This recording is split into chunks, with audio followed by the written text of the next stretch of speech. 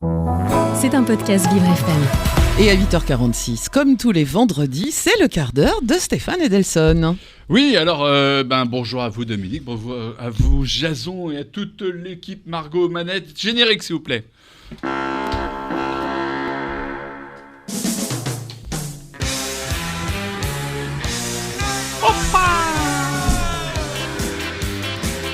Le quart d'heure Edelson. Ouais. Stéphane Edelson. Aussi. Allez, tout de suite, on va commencer directement, puisqu'on y est, par un autre son que je vous fais écouter. Ouvrez vos oreilles. Puisqu'aujourd'hui, vous savez, c'est ce moment où l'Institut Médiamétrie, qui vous interroge sur vos habitudes d'écoute de la radio, nous livre le verdict de notre travail. Et vous avez bien travaillé. Et les auditeurs sont là, fidèles, avec d'excellents résultats ce matin, qui évidemment vont tous nous faire un grand plaisir et nous donner envie de nous démultiplier encore davantage. Donc merci beaucoup aux auditeurs et merci infiniment aux équipes. Oui, démultiplions-nous. C'est Sandrine Trainer, notre voisine de fréquence, directrice de France Culture. Vous savez, France Culture, c'est à 0,5 MHz de nous. C'est juste à côté sur le bouton. Elle se vantait hier encore une fois des bons chiffres enregistrés par sa radio. Chez nous, nous avons un directeur d'antenne qui s'appelle Frédéric Loto, beaucoup moins ramenard. Il vient pas se la péter à l'antenne pendant mon 7-9 comme une armée mexicaine en campagne. Il fait des interviews dans le noir, mais à 10h du matin. Dans le noir complet, j'entends. Il va au fond des choses. Quel que soit l'invité qu'on lui colle en face, que ce soit Désirless, Sheila Artois, Yarol Poupeau, la pimpante Rochelle Fac, la délicieuse Elisabeth Lévy, ou la très rangée des Pandré Marie Montuire, il y va les yeux fermés, c'est ça la radio. Bref, il n'a pas besoin de parler chiffres pour prouver son excellence et celle de son antenne. Et là, vous allez me dire... Mais les chiffres, ils disent quoi ? Les chiffres, ils disent, Dominique, ce qu'on veut leur faire dire. Mais une chose est certaine, dans un monde où l'on fait croire que l'argent des riches se doit de ruisseler sur les plus pauvres, il n'y a pas de raison que les bonnes audiences de France Culture ne ruissellent pas sur notre station vu que nous sommes voisins.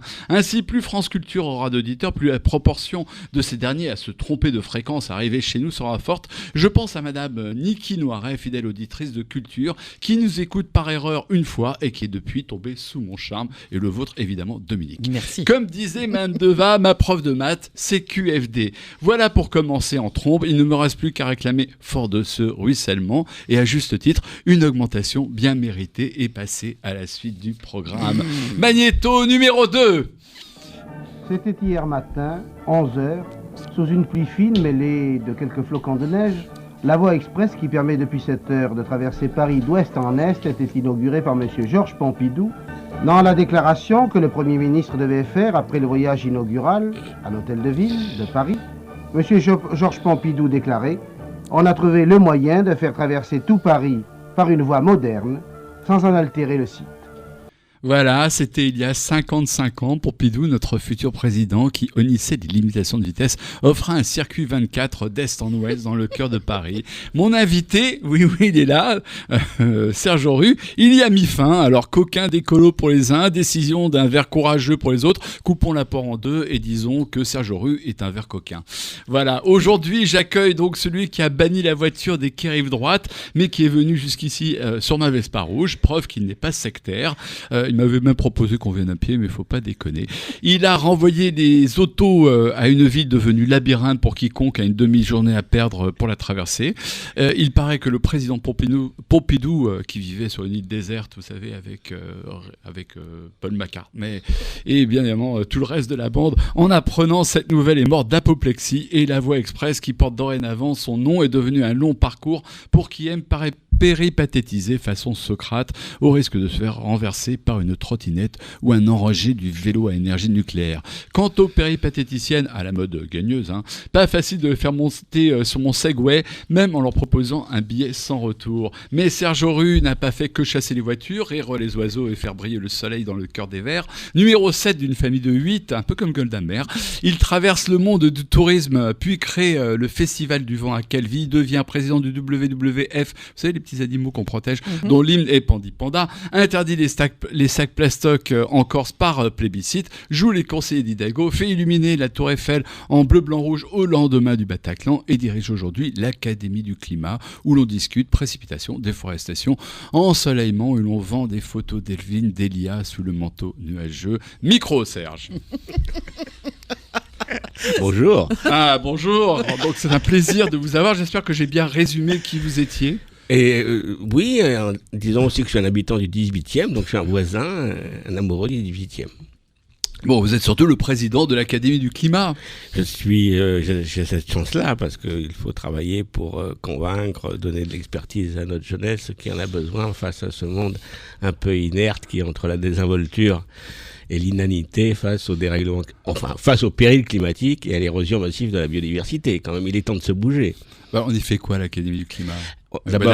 D'abord, on y est bien accueillis. Il y a une super buvette avec une association Yes We Camp qui fait un travail remarquable d'accueil.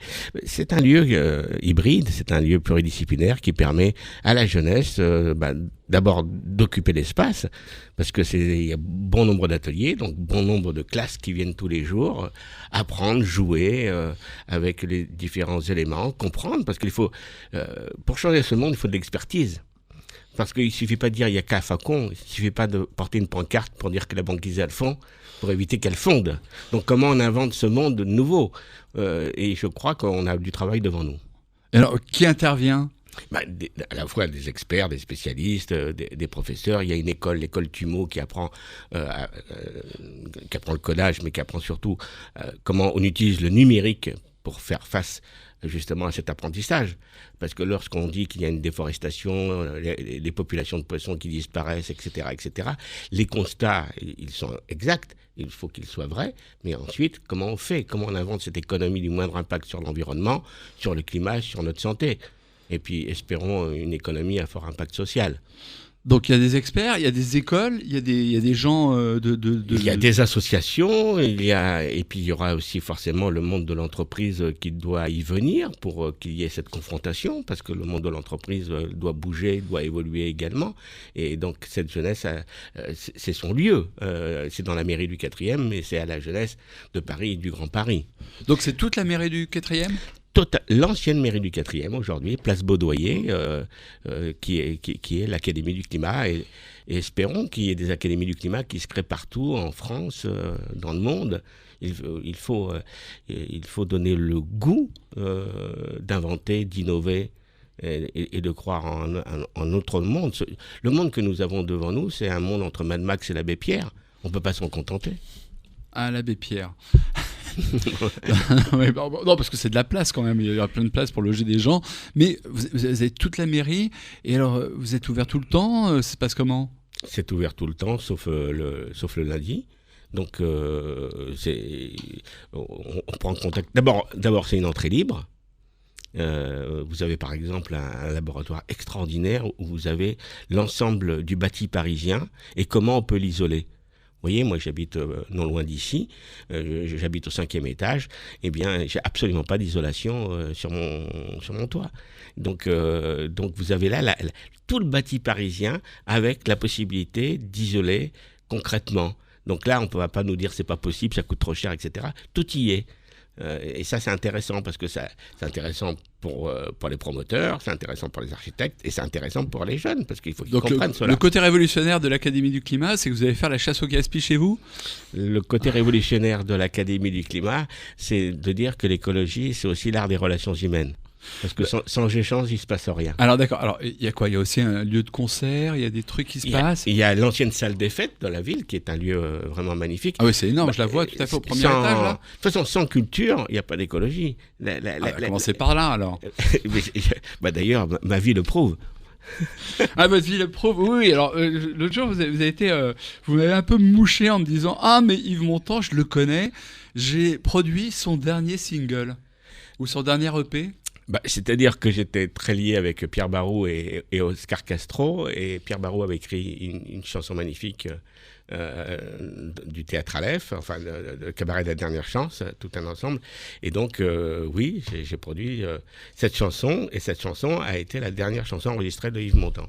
C'est incroyable. Il y a ceux qui rêvent les yeux ouverts et ceux qui vivent les yeux fermés. J'apprendrai pour la semaine prochaine. Mais en attendant, on va écouter une petite chanson que vous avez choisie. We follow the spells in a wasted paradise. Slapped across the chest, spell in the night.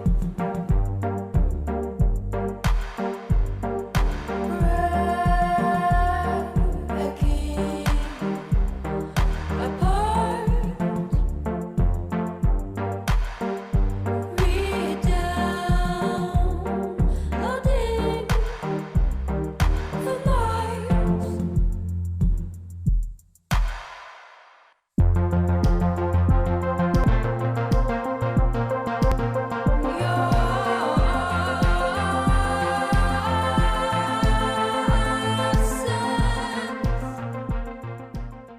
J'adore cette petite. Alors c'est qui ? Ma fille. Ah c'est ça, alors faites des karaokés à la maison, vous enregistrez vos mômes, vous venez à la radio. Niki, voilà, c'est vous m'avez demandé une chanson que j'aimais, donc je vous propose Niki, c'est une chanteuse formidable. Elle a une très jolie voix. Ouais, Merci. c'est pas mal, hein. Non, c'est Vraiment. bien. Ah non, Vraiment. elle est très pro. J'essaierai de vous la prendre face Yves Montand pour la semaine prochaine. Ah, mais C'est une créatrice, c'est vrai. Niki. Niki. Dites-moi, vous êtes toujours dans l'ombre. Pourquoi ? Vous avez peur de la lumière, Serge Rue ? Je suis dans l'ombre. Ici l'ombre. Les Français parlent en français. J'ai compris que l'exposition n'était pas nécessaire. C'est tout, donc vous êtes caché derrière Hidalgo, derrière les voies sur berge, derrière... Parce que Dominique, elle pourrait vous bouffer tout cru pour lui avoir supprimé les voies sur berge, je peux vous dire. j'ai pas assez d'appétit pour ça d'abord, pour commencer. Secondo, bon bah voilà, moi j'habite pas Paris. C'est mais du vrai passé, que quoi, il reste 30 secondes. Oui. Bon, bah voilà, alors, dernière question. Serge Rue, dans quel monde avez-vous l'impression de vivre ? Ce sera ma dernière question, Serge Rue. J'ai la chance de vivre dans le XXIe siècle et sur une boule magique qu'il faut protéger à l'infini. Bon, c'était un peu court, on pourrait pas avoir du rab là ? Non. Bon d'accord, alors Aujourd'hui, générique c'est pas de fin, possible. je vous remercie d'être venu. C'est un plaisir. C'est trop court. Mais nous reviendrons. Nous reviendrons, Absolument. prenons le pouvoir.